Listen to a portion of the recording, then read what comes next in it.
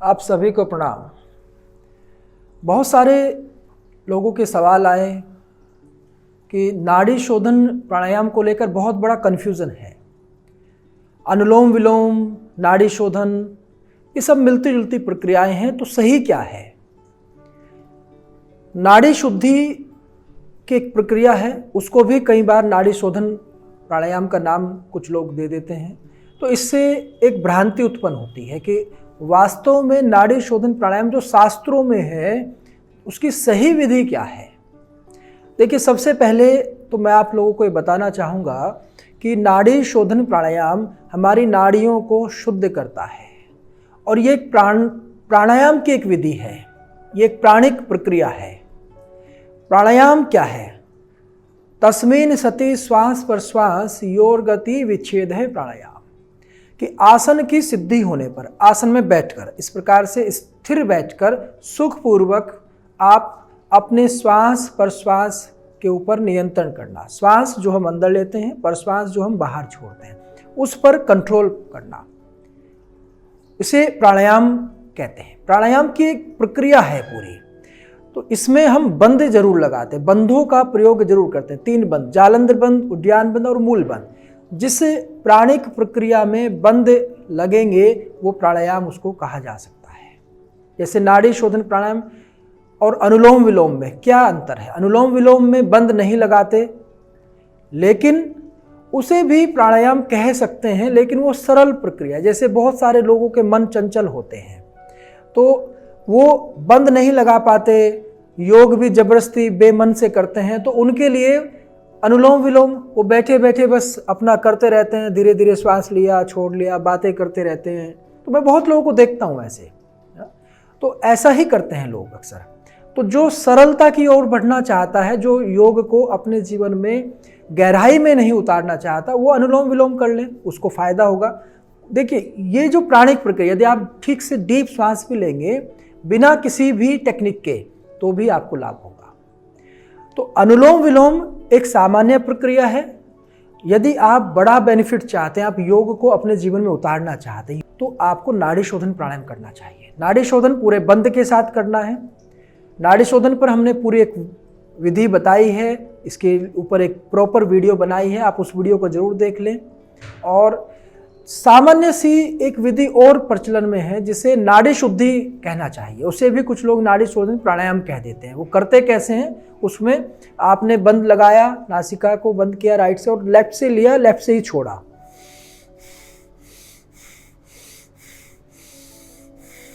एक ही नाक से लेना, एक से छोड़ना, फिर इसको बंद किया, इससे लिया, इससे छोड़ा। ये नाड़ी शोधन प्राणायाम नहीं हुआ, ये नाड़ी शुद्धि इसको हम कह सकते हैं।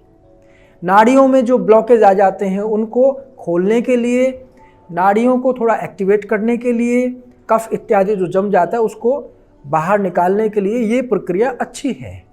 हम भी इसको बहुत बार प्रयोग करते हैं, लेकिन नाड़ी शोधन प्राणायाम इसको नहीं कह सकते।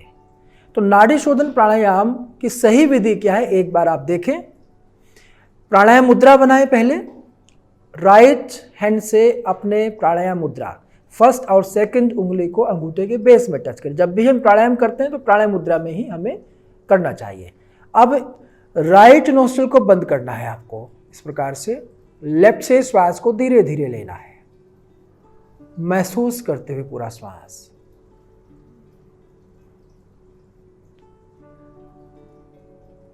फिर श्वास को अंदर रोकें और बंद लगाएं। जालंधर बंद, गर्दन को थोड़ा सा नीचे झुकाना है, ऐसे नहीं करना, ये गलत हो जाता है। कई बार इसकी गलत प्रैक्टिस करते हैं लोग, गलत सिखाते हैं। तो गर्दन को थोड़ा सा नीचे, चिर को कंठ से टच करना है यहाँ। दूसरा बंद मूल बंद, एनएस भाग को ऊपर की ओर खींच लीजिए। अब जब श्वास आपने अंदर रोका है तो 2 बंद लगेंगे, जालंधर बंद, गले का बंद और मूल बंद। एनएस भाग को, अपनी मूत्र इंद्रियों को ऊपर की ओर खींच कर रखें। फिर श्वास को बंद हटाते हुए धीरे धीरे राइट से बाहर छोड़ो। राइट से श्वास लो धीरे धीरे।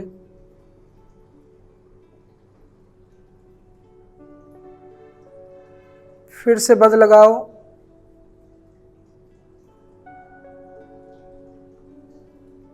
बाहर छोड़ो, लेफ्ट से धीरे धीरे। ये एक चक्र पूरा होता है। हमारी 2 नाड़ियाँ मुख्य रूप से इससे प्रभावित होती है। इंडा नाड़ी जो हमारी लेफ्ट साइड है स्पाइन के, और पिंगला जो राइट साइड है। ये दोनों नाड़ियाँ दिन भर में बदलती रहती हैं। कभी एक नाड़ी एक्टिव होती है, कभी दूसरी नाड़ी एक्टिव होती है। और जो इन नाड़ियों को अपने नियंत्रण में कर लेता है, जो प्राणायाम का अभ्यास करता है, उसकी दोनों नाड़ियाँ एक समान रूप से भी कार्य करने लगती हैं। जब दोनों नाड़ियाँ समान रूप से कार्य करती है तो ये योगी का ही संभव हो सकता है, जिसने योग को पूरा गहराई में जी लिया है, जो योग को जिसने अपनाया है पूरे जीवन में। तो ये तभी संभव हो पाता है, नहीं तो एक समय में एक ही नाड़ी एक्टिव होती है और ये नाड़ी सूर्य और चंद्रमा की गति से आपकी प्रभावित होती है। तो इसकी पूरी विधि आप ठीक से समझने के लिए नाड़ी शोधन प्राणायाम पर जो हमने वीडियो बनाई है उसको आप YouTube योग गुरु राजेश चैनल पर जाएं और उस पर देखें। सभी रोगों में लाभकारी नाड़ी शोधन प्राणायाम इस नाम से आपको मिलेगी। ये सभी रोगों में लाभ करता है, कोई भी कर सकता है। तो बिल्कुल भी कंफ्यूज ना हो, ये बहुत अलग अलग विधियां हैं, अलग अलग बेनिफिट है। जो बड़ा बेनिफिट चाहता है वो नाड़ी शोधन करें प्रॉपर, जो योग को ठीक से सीखना चाहता है और उसके लाभ लेना चाहता है। और जो योग को लाइटली लेता है, उसको हल्के में लेता है, लेकिन योग दिखाने के लिए करना चाहता है कि हाँ मैं योग करता हूँ, तो दूसरी विधियां आप कर सकते हैं। लाभ उनसे भी आपको होगा, लेकिन कम होगा। तो इसमें किसी भी व्यक्ति को मुझे लगता नहीं कि अब कोई शंका शेष रही होगी। तो आप इस प्रकार से नाड़ी शोधन प्राणायाम को सही विधि से करें और इसका पूरा बेनिफिट प्राप्त करें। योग को लेकर तमाम तरह की विचारधाराएं, तमाम तरह की विधियां बहुत प्रचलन में है, लेकिन सही विधि से करने से सही लाभ होता है। गलत विधि से करने से या तो कम लाभ होगा या बिल्कुल नहीं होगा, और कई बार उसके हानि भी हो जाती है। दूसरा एक बहुत बड़ा मिथ प्राणायाम को लेकर चलता है कि जिनका बीपी हाई है वो प्राणायाम उनको नहीं करना चाहिए।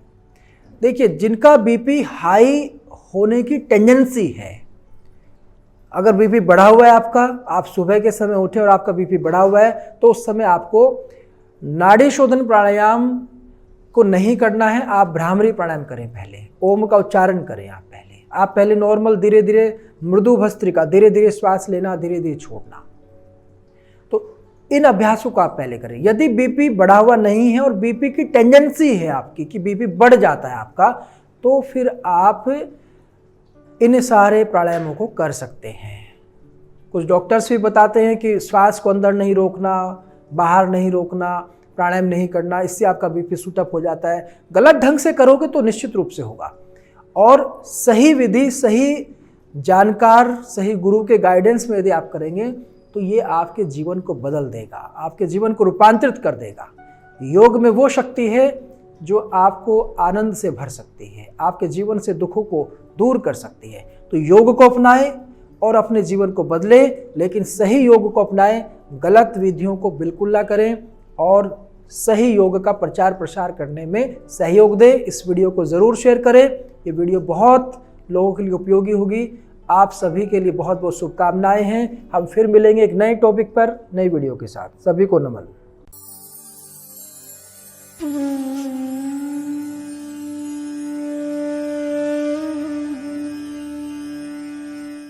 सब्सक्राइब करिए योग गुरु राजेश चैनल को और बेल आइकन को प्रेस कीजिए हमारी लेटेस्ट वीडियो के अपडेट्स पाने के लिए।